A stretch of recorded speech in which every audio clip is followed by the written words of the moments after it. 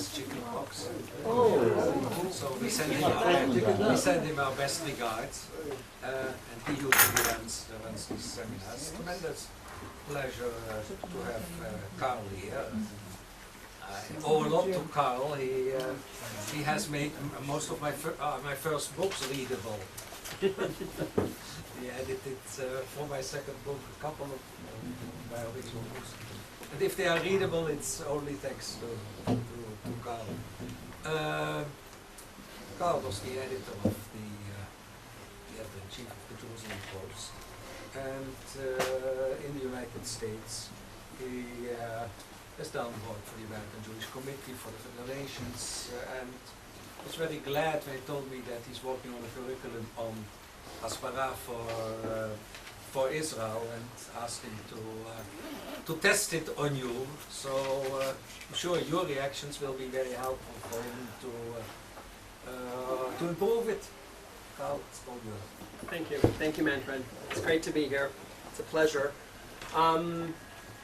As Manfred said, I've been working these last several years in a variety of frameworks, working mostly with young people, mostly in the United States, mostly Jewish, pro-Israel students in high school and college environs, working on the teaching of Israel. And I've been doing this since I was getting started in it in the early stages of the terror war, when the rallying cry among pro-Israel American Jews was advocacy, and I was always asking questions about, well, what are we asking people to advocate for, and how well informed are we trying to help them be before we send them out to rally on the campus quad, and to leaflet people, and to lobby people, and to carry on debates in public arenas? What are we asking them to know? So what I'm actually going to be doing in the next few minutes is presenting a program that I'm in the process of developing now, and it's being piloted on 5 campuses in Illinois, that is really aiming at stepping back from whatever immediate crisis du jour there may be, and working with college students, pro-Israel, already self-identified pro-Israel, interested, involved, committed college students, to try to enhance what they know about Israel, to try to deepen their sense of understanding of history, of context, and to really work to try to equip them with better critical thinking skills to address some of the issues that they'll come up against when they go out trying to advocate for Israel. And I was telling Miriam that I never use slides, but Manfred asked me to use slides, so I've prepared slides. So if we have some technical glitches, we'll blame you. Okay, just very, very quickly to look back at some of the bigger picture, the context in which this project that I'm going to be talking about was happening. If we look back in the 1990s, there was really low-intensity activism by students on most campuses in the United States. There was a sense among many American Jews, certainly among many American Jewish institutions, that Israel's on the road to peace, things are going to be fine there, the economy is booming, there's going to be peace deals done, we don't need to worry about Israel. American Jews were very much focusing inward, dealing with internal issues, whether continuity, whether intermarriage, some of the other buzzwords from the 1990s. That, of course, was shaken when the Oslo process finally collapsed, the outbreak of the terror war in the fall of 2000. Pro-Israel students on campuses and many Jewish students who hadn't paid much attention to Israel suddenly found themselves feeling really shocked and overwhelmed. This situation of ill-prepared college students on campuses facing off or trying to face off or being intimidated and feeling that they weren't capable of facing off against Palestinian and pro-Palestinian students on campuses. Palestinians tended to be much more well-informed, much more up-to-date on their arguments, on their cases, on their facts, whether real or imagined, certainly much more outspoken, much more self-confident. Many pro-Israel students just backed away from it. Jewish community in various frameworks in the United States organized, really starting in 2002, coming up with a variety of approaches, responses, ways to address some of the challenges. So if we look at that period in the spring of 2000 and... Oops. Back one. Sorry.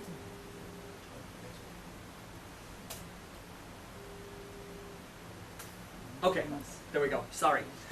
We can look, and obviously there's a long list of harsh awakenings for pro-Israel students, for Jewish students, and for organizations that wanted to see themselves helping pro-Israel students.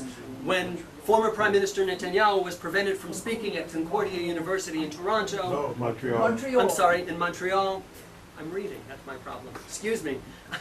When anti-Israel rallies at San Francisco State, at UC Berkeley, at many other campuses across the United States turned into essentially all-out anti-Israel riots. Many pro-Israel students, many Jewish students who felt sympathetic to the notion of Israel, felt intimidated, felt overwhelmed, felt that they had nothing to say.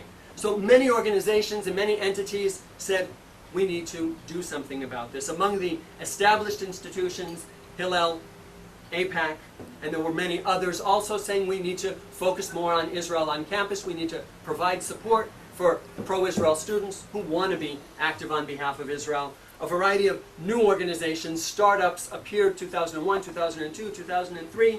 Two of the most prominent among them, Stand With Us, based out of California, the David Project, based out of Boston. Both saying we're not focusing only on campus, but we are focusing on trying to rally Jews in America who care about Israel to stand up and make some kind of a response in response to all of the torrent of anti-Israel propaganda, anti-Israel activity on campuses and in communities. Umbrella organizations sort of became a catchword of the 2002-2003 period. Nationally, the Israel on Campus Coalition was created as a partnership between Hillel, AIPAC, and a couple dozen other Jewish organizations that were supporting pro-Israel students on campuses around the United States, focusing inward toward the project that I want to talk about. In Illinois, the Israel Initiative of the Hillels of Illinois and the Jewish Community Relations Council of the Jewish Federation of Metropolitan Chicago. These two beneficiaries of the Federation in Chicago, the JCRC, and the umbrella of all the Hillels in the state of Illinois, got together to create the Israel Initiative.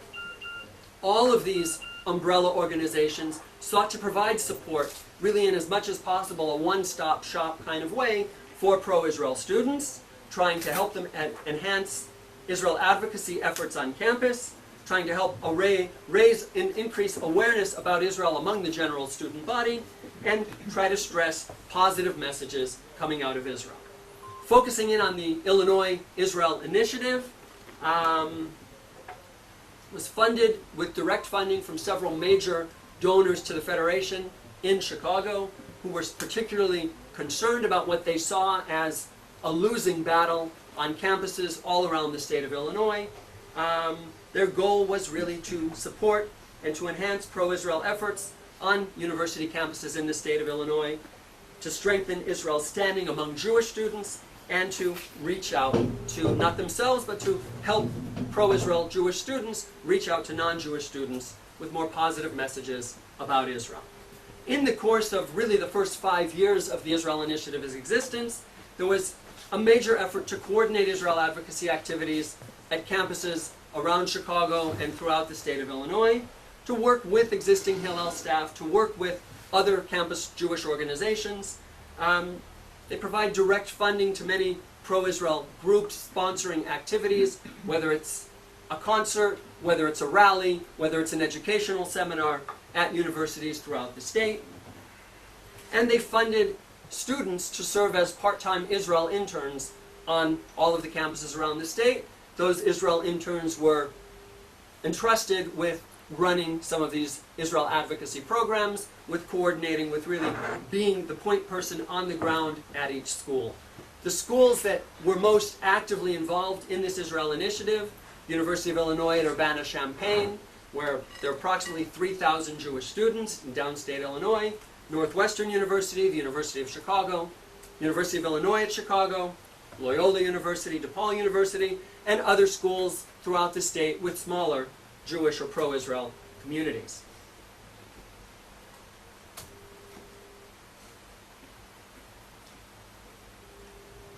In addition to funding and coordinating all kinds of general, almost generic statewide activities that were held at multiple campuses, whether a speaker coming through, whether an Israeli band coming, having a concert, the Israel Initiative sought to really help provide pinpointed responses to specific challenges at specific campuses. When, for instance, at the University of Chicago, there was a Palestinian art exhibition, which nobody should be surprised, turned into an anti-Israel, artistic expressions of anti-Israel sentiment in very blatant and unreasonable forms. The Israel Initiative stepped in, trying to help students on that campus respond, trying to help students on that campus navigate their options with the university administration, with other students, etc. When the campus newspaper at the University of Illinois at Urbana-Champaign was filled with anti-Israel editorials, op-eds, cartoons, etc., again, effort was made to focus in on those particular issues and work with students on that campus to respond to those particular challenges. Over the last several years at DePaul University in Chicago, the problem predated the arrival of Norman Finkelstein, and unfortunately the problem continues after the departure of Norman Finkelstein from the campus. A lot of special needs being addressed, attempted to be addressed, at a campus that has a particularly large and particularly vocal anti-Israel, pro-Palestinian, and Arab population student body, and a very small Jewish pro-Israel student body. Among the framework, or among some of the basic tenets of the Israel Initiative, and some of the funders insisted on it, was that we're going to let each campus do really what it wants to do, what it thinks it needs to do. Student leaders, Hillel advisors, Israel interns, we're going to give them a lot of leeway to do activities as they think will best suit their campus's needs. But we want there to be evaluations filled out by every student who participates in every activity sponsored by the initiative. Now obviously, not every student, not every activity actually carries out evaluations, but by culling the information from those evaluations and those feedback forms that were collected, they started to see some interesting things, especially last year. Many students wrote that they love all the activities, they love bringing positive attention to Israel. They started writing on these forms, we feel like we don't know enough. We feel like we want to know more. The Israel Initiative responded by developing Israeli Mood. So in a departure from other programming that the Israel Initiative has been carrying out, has been sponsoring over the last 5 years, Israeli Mood is not something that is left to each campus to develop as it sees fit. Israeli Mood has been developed centrally and offered to campuses as a package with the opportunities to personalize, to customize the curriculum for the specific needs of each campus based on who the pro-Israel students are, what kind of a background they have, what kind of knowledge they have, what kind of challenges they're facing on that particular campus. It's designed as a dual-track program series of workshops. Each workshop focuses on Israel education and also on advocacy skills building. It's a year-long program consisting of 8 two-hour workshops spread out through the course of the year. Each workshop addresses elements of history and context for that history, as well as specific advocacy skills building activities. This year we're piloting the program at 5 campuses around the state, at the University of Illinois at Urbana-Champaign, at Northwestern University, Loyola University and the University of Illinois at Chicago are working together, the University of Chicago, and finally there is a cross-campus program for graduate students at a variety of campuses throughout the Chicago area. In the history and context, if you will, track of the program, we look at and we stress, we investigate, we explore the historic connection of the Jewish people to the land of Israel. We study history of modern Zionism, political Zionism, the history of the modern state of Israel. We look at current events. We look at the connection between the history that we're studying and the current events that are in the headlines that students are aware of, that they're focused on, that maybe they're feeling a need to respond to or to supplement in their activities on their campus. In the advocacy skills building track, we're really starting out by trying to assess at each campus, what's the campus environment? What are the hot button issues? What are the challenges? What are the difficulties? what are the real problems, and what kind of new approaches, or what kind of issues do you think need new approaches on your campus? We focus on the importance of building coalitions. We focus on the importance of tailoring a message to whatever particular audience you might be addressing. In other words, the notion that one approach, one answer, one argument fits any situation a pro-Israel student may find himself in, that doesn't work. Several years ago, I was at a workshop sponsored by one of the most prominent and successful startup Israel advocacy organizations in the United States. And the leader of this workshop, the founder of the organization, said to a room full of 30 people, I can make a case for Israel advocacy for dummies. You don't need to know anything. You just need to know a few tips for talking to the media, and you need to have a few sentences that you're ready with. It bothered me when he said it. The more I've watched people go out and try to use Israel advocacy for dummies, I've seen it doesn't work. So we're really focusing on trying to get students to think through situations, to try to match information that they have, to match approaches they may have thought of or heard about or developed to specific challenges, to specific situations. We look at lobbying skills. We look at issues coming up related to Israel in the classroom. We look at issues coming up related to Israel on the Quad. So the workshops, as opposed to many of the one-off lectures, and there's been no shortage over the last 6-7 years of speakers coming through campuses across the United States, offering wonderful programs. Sometimes it's a lecture series. Every week or every month, a different person comes and talks to a group of pro-Israel students. Each one might be fascinating. Each one might be really interesting. Generally speaking, they don't add up to more than the sum of the parts. What we're looking to do is to create something that's interactive, that's discussion-based, that addresses broad themes, but that personalizes and customizes during the session based on the needs, the interests, the knowledge, and the directions that the students who are participating want to take the conversation. It's a voluntary program. Obviously, it's an extracurricular program. There is no school credit granted for this program. That limits the amount of expectations we can have in terms of homework. It's a difficult enough challenge for us to hit home the notion that this is not something that you come when you feel like it and then you skip the next one and then you come again. Working very hard to get students to look at this as a package, to sign on, to commit to coming to all of the 8 sessions. In addition to the actual sessions and the discussions that take place in the sessions, there are optional readings, which they're encouraged to read things that will prepare them for sessions, that will give them more to think about after we leave a workshop. We've developed an online discussion board where people can raise questions, they can dialogue between themselves about some of the issues that we've raised, and also about some of the challenges that they're facing on their own campuses. Most, but not all, of the students who participate in the program have already been to Israel in some framework, whether birthright, whether something more intensive. And really they run the gamut from people who have never been to people who have been going back and forth on a variety of programs and visits and reasons for many years. In the context of the program, every participant at each of the 5 campuses in the pilot will be required to prepare and present an advocacy project. Participants in the program are only in January going to be starting to develop their ideas. What we're encouraging them to do is to come up with something not theoretical, not hypothetical, to come up with an issue they think needs to be addressed on their campus, to develop an action plan, to present the action plan in the program, but also, most importantly, to carry out the action plan in their campus environment. A select number of students participating in the program will be invited to participate in a fly-in to Washington, D.C. in April, where we'll be visiting lawmakers from the Illinois congressional delegation, discussing issues related to Israel.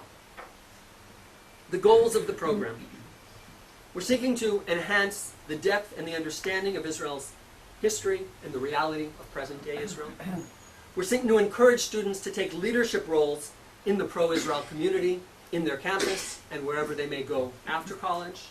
We're seeking to strengthen the sense of connection to Israel and to the Jewish people among all of the participants, to strengthen their foundation of knowledge, and to build confidence and commitment to using their knowledge to stand up for Israel, to speak on behalf of Israel, to try to influence public opinion wherever they may find themselves. Like I said, many efforts have been undertaken over the past, particularly over the last 5 years. Obviously, they weren't new when they started in 2002, but there was a sense in 2002 that a lot of people had been caught sleeping at the wheel. There have been a lot of efforts, most of them focused on quick answers or band-aids to really tough situations, without minimizing the success of the Israel on Campus Coalition, without minimizing the success of pro-Israel student groups on many campuses around the country. There's been a lot of excellent work done. In many cases, when you talk to the leaders of these groups, they say, sure, we get a lot of students who are willing to do what we tell them needs to be done when there's a crisis, but basically, they're our foot soldiers because they don't know enough to be able to initiate something on their own, and they're not going to do any more or any less than we ask them to do. They're not going to take the initiative. They're not going to say, hey, this doesn't sound right, and I read here, and I know from there. What makes this program different, what we're trying to do to make this program different than all of the other advocacy efforts that have been going on over these last 5 years across the United States, is that we're trying as much as possible to step back from whatever immediate daily crisis there may be and encourage students to deepen their understanding, to deepen their knowledge, to come at issues from a broader perspective. The last thing I want to do, the last thing the program wants to do, is to tell any of these participants what to think about any particular issue. Our goal is to get them to think about every particular issue, to get them to wrestle with history, wrestle with sources, wrestle with information, figure out where they fit into all of this, what their relationship is to Israel, what their relationship is to a particular controversy related to Israel, and give them the tools and help build the confidence so that they can open their mouths, that they can step up, that they can talk to a roommate, that they can challenge a professor, that they can do more than follow orders that they're given from an advocacy organization telling them so-and-so did this and it was bad, so you have to send this postcard word for word. Trying to get away from that, that can be very effective. That's not the route to making leaders. The route to making leaders is to deepen the knowledge, to deepen the understanding, to deepen the critical thinking skills related to these issues. I really want to sum up by opening up to this group several questions. As I've been developing this program, most of the people that I'm consulting with, most of the funders of the program, if you will, are people looking very much at Israel advocacy from an American Jewish perspective, very much from an institutional American Jewish perspective. I've been, speaking candidly, I've been very impressed at how willing the funders of this program are to step away from a lot of the standard operating procedure of a lot of the advocacy efforts that have been going on, how eager they have been in these last several months to step away from the model of, well, we're going to bring you Don Reichel again, and we're going to get the same 80 students that come every year when we bring you Don Reichel, and they'll have a lot of fun, we'll spend thousands and thousands of dollars doing it. We don't know if there's any real long-term benefit because we don't know if we're reaching out to any new audiences. And I've come and I've said, keep doing all that stuff, it's terrific. But let's broaden, let's deepen, let's do more about it. They've given me largely a green light. They've given me largely a free hand to develop this. My concern or my interest here this afternoon is to hear from this group. This is a group that sees issues with a variety of different perspectives, I would assume. It's a group that sees issues in a broader perspective than the perspectives that tend to dominate the American Jewish scene. My questions to you would be, what do you think we should be teaching in a framework like this? What's it important to drive home? What's it important to emphasize? What should Israeli Move set as its key goals? We have this framework, 5 groups, between 12 and 35 students in each group, committed to this program. What do you think is important for young pro-Israel American Jews to be learning about Israel? What do you think it's important for young pro-Israel American Jewish students? What do you think they most need to know? What do you think they most need to understand? What do you think they most need to feel? And what do you think they most need to do? Those are the questions. I told Manfred that much as I'm excited about this program, much as the feedback we're getting on the ground in the campuses is wonderful, I feel as though we're very much in the birth stage of the program. It'll be at least finished. We need to at least finish the first year of piloting to assess what we've done, what we've achieved, to start thinking about what we can do to make it better. If we can have a discussion here around this table, addressing some of these questions, seeing what you think would be important, would be very helpful to me, and I hope we can do that.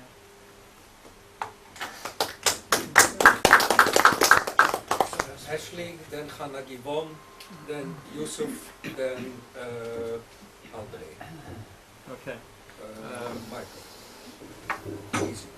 I lecture regularly to high school and university students. Mostly I'm sorry, from excuse me, just because I don't know most of the people, can I ask people just to introduce yourselves in one line? My name is Ashley Perry, as well as working with Manfred. I'm also the editor of the Israel Campus Beat and former editor of the Israel Highway, and also I lecture on Hasbara. And I lecture to lots of groups. I have a few points which I think are quite important. First of all, I initially created a lecture on Hasbara, just sort of for anyone that I was going to lecture to. After a short amount of time, I realized that you really have to change it for different groups. For example, when I would lecture to university students, I would talk about things that they may face in university. When I would lecture to high school students, they'd never even heard of any of these things. And because I lecture in Israel, the people who I will lecture to are affiliated people, people who went to Jewish schools, people who are affiliated with Jewish organizations. So these are people who may know a little bit. The fact is, the education which they've received, and this is something which I think is lacking from every Israel Hasbara organization which I've come across, is they do not learn the other side. Any good advocate in any situation has to know their case and has to know the opposite case. I studied Palestinian history at university specifically because I wanted to know what they're talking about, because basically, you know, when I even used the term Nakba to 17, 18-year-old high school students who know a lot about Jewish history, they didn't have the first idea. So when they went to university and suddenly all these other ideas are presented to them, they had nothing. They had nothing. They may know 1967 was this, they may know all the basic facts of Jewish history to write a whole paper, who knows how long. But they could not argue against someone who knows the Palestinian side.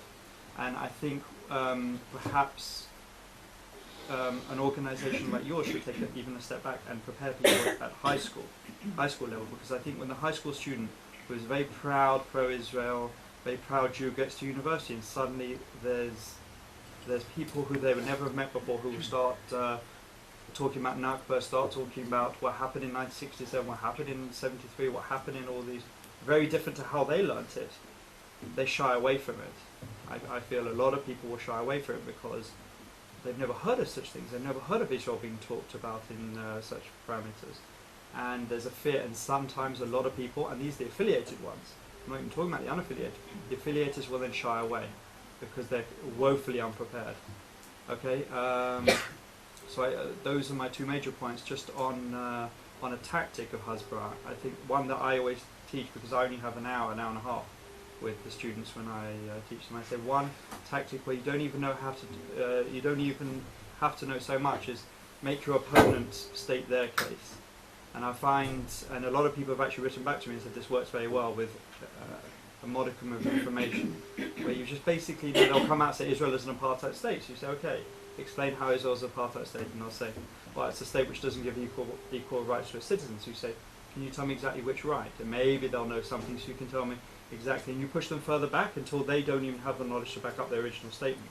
And then you show them that their premise is based on very shoddy foundations, and then you can enter into a dialogue to from that point.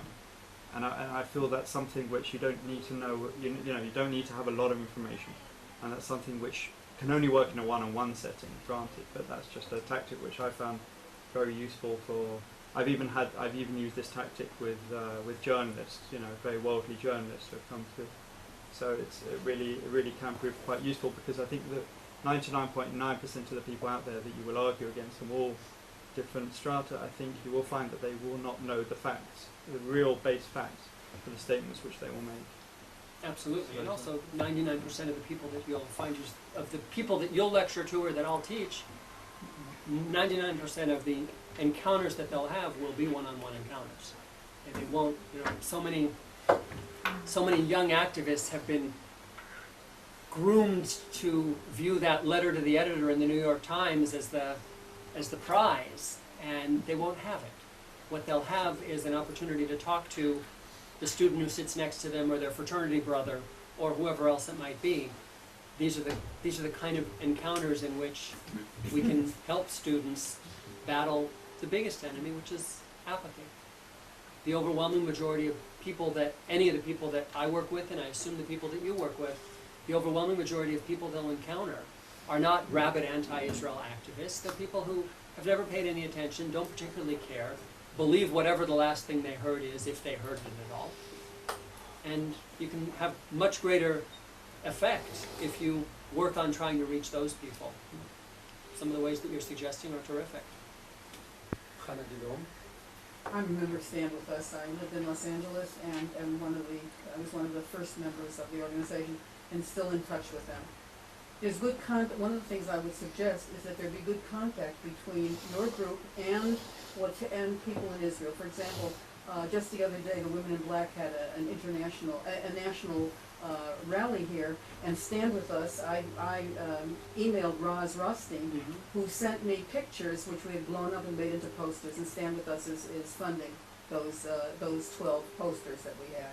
So I would suggest that you, being in constant contact here, would reinforce. We feed each other, we strengthen each other.